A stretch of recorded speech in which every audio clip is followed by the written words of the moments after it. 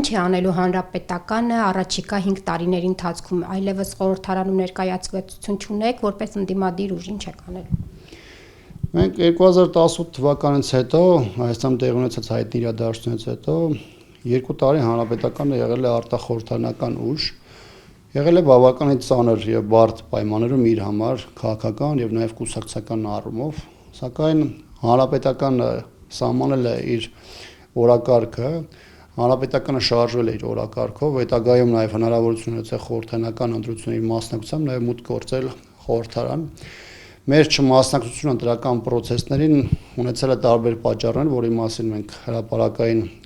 ներկայացրել ենք, այդ թվում նաեւ ընդդիմադիր դաշտում բևեռվածությունը չմեծացնելու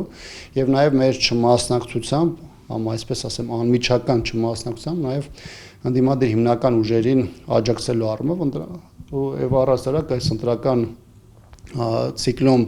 գրանցված արդյունքները նաեւ եւս ցույց տվեցին, որ հանրապետական ճիշտ է գտնվել, որտեղ նրա մասնակցությունը բոլոր առումներով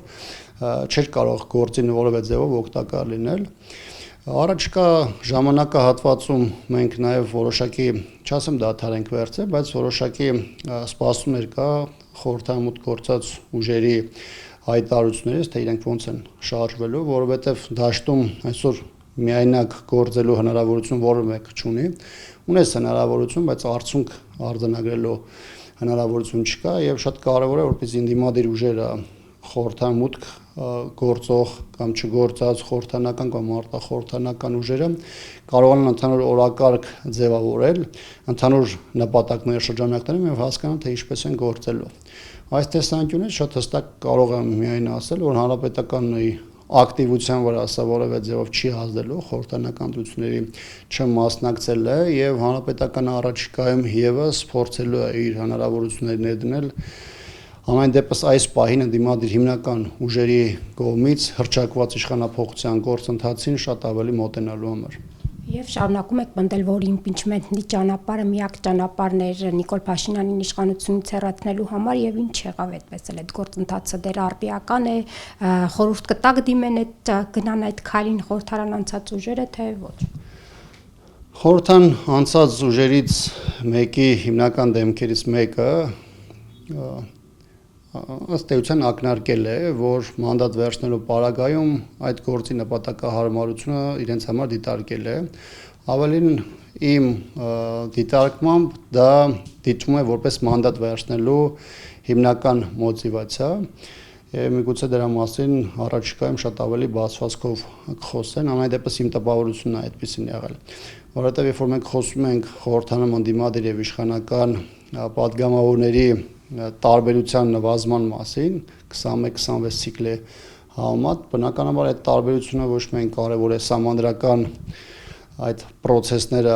արգելակելու առումով, այլ նաև իմպիչմենտի գործընթացում շատ ավելի համեմատության մեջ քիչ ռեսուրսներ եւ ուժեր ճիգեր ներդնելով իմպիչմենտի հնարավորություն ստեղծելու մասով։ Եթե մենք իմպիչմենտի գործընթացը երբ որ նախորդ տարի ներկայացնում ենք, մենք սրա հիմքում երկու process ենք ներկայացնում, որը նաև մեր խորհրդարանական ընտրությունների մասնակից գործընկերներին էինք ասում ենք, որ իմպիչմենտի գործընթացը առաջին հերթին ենթադրում է փողոց։ Փողոցի գործընթացը ցանկացած պարագայում աջակցելու է նաև ցեզ ընտրական process-ներում եւ այսօր էլ եմ համոզված, եթե մենք մայիսին ունենք փողոց, որը առնվազն առաջին շաբաթվա ընթացքում հետընտրական փուլում իր ներկայությունը կապահովել իր ակտիվությամբ, ապա իշխանությունը միգուցե շատ քայլեր այլ ձևով չէր անի եւ ճնշումը շատ ավելի մեծ կներ։ Մեկ այլ բան է, երբ որ դու մեկ ամիս առաջ փողոց ես գեներացրել, փողոցում դիրքավորվել ես, քո ճնշումները շատ ավելի էֆեկտիվ են, քան դու օրինակ ընտրությունների արդյունքների ամփոփման օրը 1000 կամ 1500 հոգով մեկ օրյա ակցիայով հավաքվում ես կենտրոնական դրական հանձնաժողովի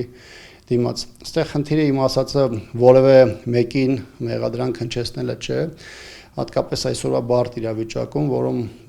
առաջին հերթին այն ընդդիմադիր ուժերն են, որոնք շեմը հաղթահարել են եւ կարող են խորհրդարանում գտնվել համապատասխան որոշման արդյունքում։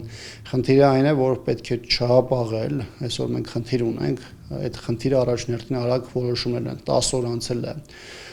քվեարկությունից իշխանությունը ակտիվ գործում է, իսկ ընդդիմությունը դեռ արնելիքները շատ հստակ չի հրապարակել։ Բաժանորդագրվեք Արմաթ մեդիայի ալիքներին սոցցանցերում, հետևեք մեզ նաև Armat Media AM կայքում։